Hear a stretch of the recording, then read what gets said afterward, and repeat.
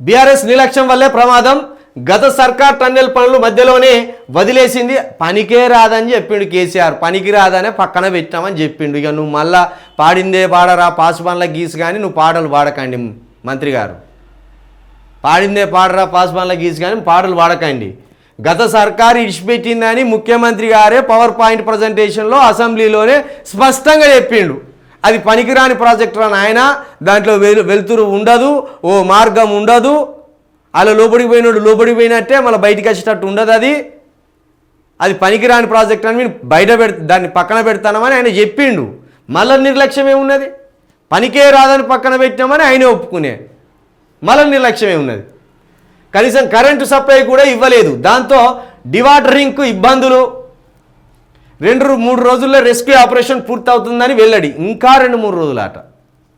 అంటే కుళ్ళిపోయి ఉంటాయి ఆ శవాలుగా, కుళ్ళిపోయి ఉంటాయి ఆ శరీరాలు, ఆ శవాలు. ఇంకేమంటానంటే రిపోర్టర్ ఉండి సార్ రేపు రేపు రేపు అనుకుంటా కాలం గడుపుతానంటే ఇప్పుడు మీకు డెడ్ లైన్ పెట్టాలా అండి? మీకు డెడ్ లైన్ పెట్టి పనులు చేయాలంటే మరి డెడ్ లైనే పెట్టాలి. అవి ప్రాణాలు. నీలాగానే 8 మంది ప్రాణాలు లోపల ఉన్నాయి.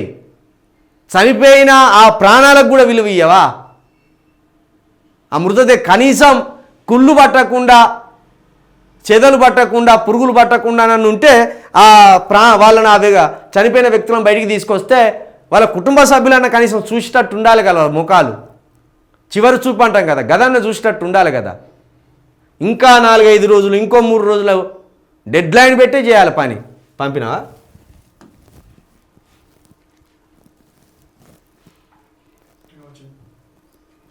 ఇదే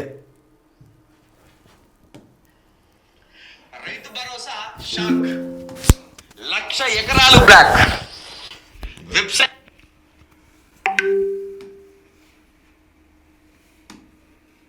ఇదే.